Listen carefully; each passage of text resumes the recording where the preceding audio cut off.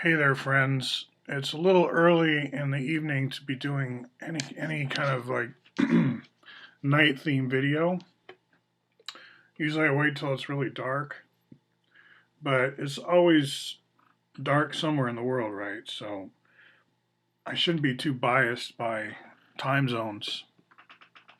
So we'll just go ahead with we could call it a Twilight Zone video. That might be a better term.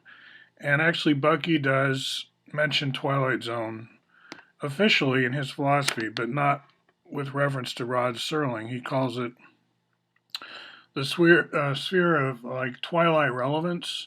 It's like if you think of your main thought ball, your system, whatever that is, and I won't say it doesn't have holes, and I won't say it doesn't leak, but we walk around with a system, an ideology, a thought bubble. Could call it a globe, we could call it a microcosm. These words are all used, especially microcosm if you go back. Read that German philosopher, the one I've mentioned, to get more about all this and the history. Spheres, bubbles, and foam, right? Or globes, bubbles, and foam. The whole series is called Spheres, right? And also divided spheres by Popco. But anyway, what I wanted to talk about for a second here, Twilight Zone wise, is this Quaker site, Quaker, where I post quite a bit. I'll explain a little more about Twilight Zone and Fuller's thinking at the end of this video. But what I've come to with Quakerism is I do want to, and open source in general, the whole idea of free open source software and Quaker ideals, they mesh in that we don't believe in a lot of secrecy or occult rituals or anything. So we don't have like a ladder of membership, whereas you get higher and higher, you get inducted into deeper and deeper secrets. We're not like the Masons. We don't have gradations of that kind. So partly to test that theory that we don't, I did resign membership a while back, but wanted to continue now as a non-member to still do all the things. So like, could I clear people for membership in Quakers as a non-member? Why not? It shouldn't be a hidden process because we're not revealing any deep secrets. We're just letting you become a member. It's like becoming a cheerleader or something. In a good way, in a deep way. Like you're willing to wear it on your sleeve at some risk to yourself, perhaps. It's not trivial. You're taking it on as part of your identity. I don't want to trivialize it by saying cheerleader. You can afford to be public and open about your Quakerism, which maybe means on a phone app when someone like searches your area, your name comes up because it's public information. Now, a lot of members aren't willing to go that far, I found out, but still, it's a step towards coming out, right? But then you've got a lot of non-Quaker people who are also very out about their affiliation with Quakers. So it's not only members who are out of the closet. So I did clear some members. I cleared some people for membership, not me by myself. It's a committee process. I continued to participate in Quakers as a non-member to a very high level. I haven't been asked to clerk the meeting, but neither have I volunteered, right? I've been on oversight committee as a non-member. In no way did I felt some pushback, but pretty much they understood, the Quakers around me, what I was attempting to accomplish. I was attempting to show that your choice to join as a member isn't rewarded with some, oh, and now you can have, a slice of the pie or something. And I think the best way for a non-member who might want to be a member to prove to themselves as that's true is to witness and participate in the most intimate processes and workflows around a Quaker meeting, such as clearing people for membership. It makes perfect sense that a non-member would be able to engage in that process. Now, maybe you make up a rule that only members can clerk that process, but even in my case, we didn't follow that, which I appreciate.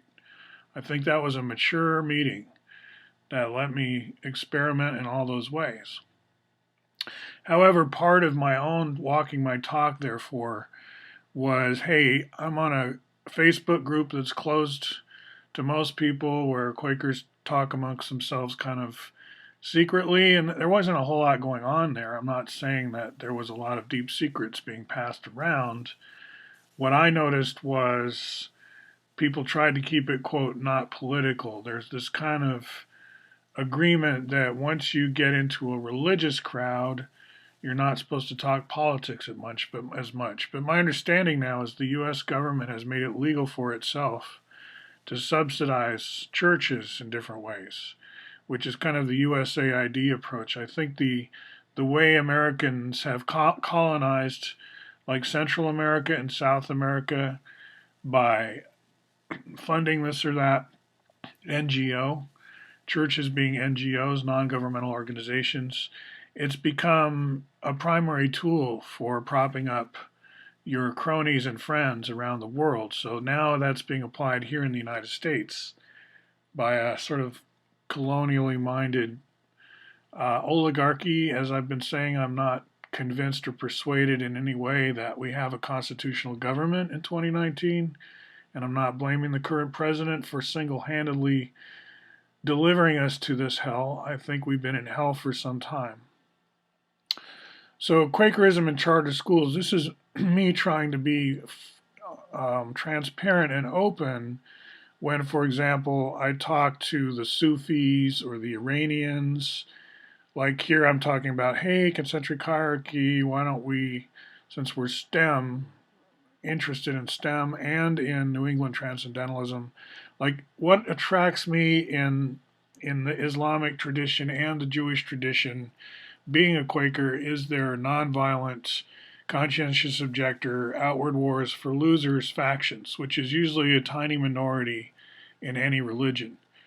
But in Islam, I find there is a small sort of sub-branch maybe of Sufism. I don't know if it's a tenet of Sufism in general, that outward wars for losers, but it all depends too if you're living in a pre-Malthusian or post-Malthusian mindset.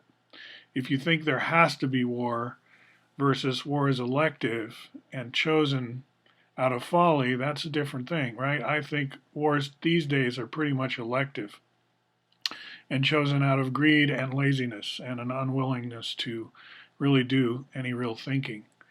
So I despise and disdain the sort of outward war mongering that goes on, and I don't see it as integral to any religion. I don't. I reject it. And therefore that leaves me with some core factions of some religions. Like in the Jewish tradition, I've been very a fan of the True Torah Jew videos, right? Because they're all about not joining the IDF if they don't want to. If you're a scholar and you want to pursue your rabbinical studies and study the Torah and all that, then why would you turn yourself into a tool of the state, especially if you don't think the state has anything to do with your religion, and or that nationalism has anything to do with your religion. I'm very sympathetic to religious people who don't see nationalism as piggybacking on religion, taking people's sense of deity and spirit and like squirming in there with their nation state and making that be sort of going for a free ride.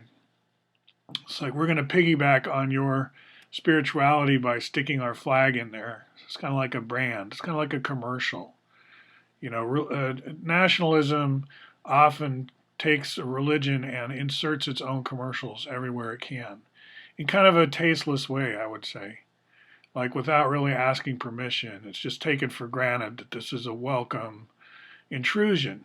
I'm not sure where that idea comes from. Actually, I think it comes from a lot of places. When people are passionate about something, it makes sense to stick your ads in their face. That's not a new idea. Anyway, so here I'm talking to the Gulen people, and elsewhere on Quaker, I'll talk to Iranians and stuff like that, and I'm just trying to keep it out in the open so people don't accuse me of like collusion or something dumb, right?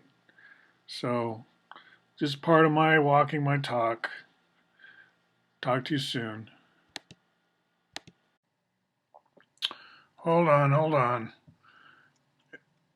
I don't want to send an error report. For those who stuck around till after the closing credits, like in the movies, when you stick to the bitter end, you get a bonus. So this Bonnie DeVarco's Scale Independent Thought blog has a very good blog post about the zone of lucidity, Bucky's zone of lucidity. And this has to do with his omnidirectional halo idea. And the Twilight Zone, I promised I'd put at the end, that like hugs your zone of lucidity on the inside and the outside. So think of like a biosphere like planet Earth, and think of how you don't really think about the stratosphere all that much. It's kind of twilight out there. It's getting dark. You're going into deep space. It's really not the biosphere you're used to. And also going underground, we can't really think lucidly about what's under our feet. We don't really know the geology. We can imagine it. We see pictures, but really the details aren't there. So I'd say the Twilight Zone is just outside your zone of lucidity. So I'm going to read a little bit from this and then call it a night. In his piece Omnidirectional Halo, Fuller talked about sine waves as circuits and looked at coincidence patterns in concentric wave systems.